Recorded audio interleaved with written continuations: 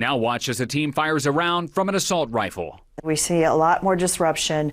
This round actually breaks apart. It doesn't exit, so it's about 3,000 feet per second, and all of that energy goes into the soft tissue. This is how mass shootings kill innocent people. The innards explode. It basically goes into the body and creates an explosion inside the body. It's indisputable that the assault weapon causes significant damage inside the body.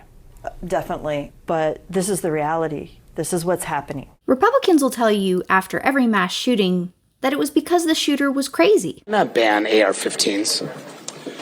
Why not talk about the real issue facing this country in regards to this shooting, which would be mental health? You got to deal with what's at the heart of this. It's evil. Some people would say demon possession even. Knowing mental health care is an important piece of reducing gun violence. What do Democrats do? Well, they propose funding for mental health support in schools. What then do the Republicans do? Republicans vote against it. 205 Republicans vote against bill to expand school mental health services. And that was a headline from Truth Out in September of last year. In fact, only one House Republican, one, and that's Representative Brian Fitzpatrick from Pennsylvania, voted in favor of that bill in order to fund mental health services, something that they claim to care so much about, only after mass shootings though. After Uvalde, Republicans tell us our schools are officially war zones, so we need to be strategic against the enemy. We funded a program that allowed local school districts to decide whether they wanted to teach teachers and other people in the school how to defend themselves and how to defend people in the school. I think that program is essential because law enforcement cannot react quick enough to stop these things every time. Don't have all of these unlocked back doors. Have one door into and out of the school, and have that one door armed police officers at that door. The 8-foot by 8-foot bulletproof shelter for classrooms. Let's watch it in action.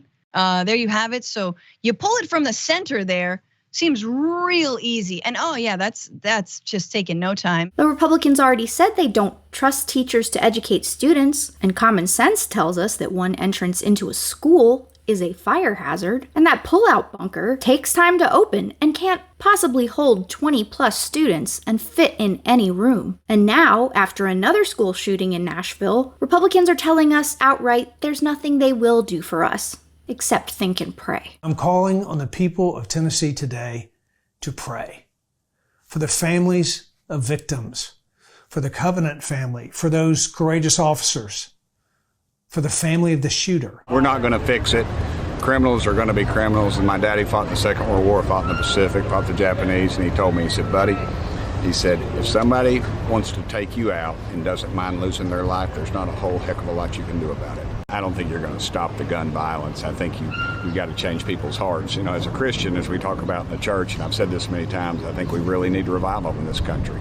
So if they have no real ideas for solutions, that means they trust the gun situation will resolve itself for the better, right? No, they just don't want to talk about regulating assault weapons out of Republicans' hands. They know there are more guns than people in America, and that many red states like Tennessee have no red flag laws or require proper licensure and training to own a firearm. They don't want you to know assault weapons are easier than ever to acquire. They know the gun lobbies increase their payolas as mass shootings become more common. They know the majority of Americans want stricter gun laws, especially around assault weapons. Do you know their votes go against the will of the people because they get paid for it? They know their efforts aren't pro-life, and that being trans does not make you more prone to shooting up a group of people. Did you fall for all their diversion tactics? The pro-death parties telling us we have to live in fear everywhere we go and accept a certain amount of people will have to die from AR-15 blows to the chest because the gun lobby controls who gets elected in the GOP. And this is at every level of government. And Democrats are not getting angry and proactive enough about it. So what do everyday Americans have to do in the meantime? Vote in lawmakers who see no civilian use for military-grade guns,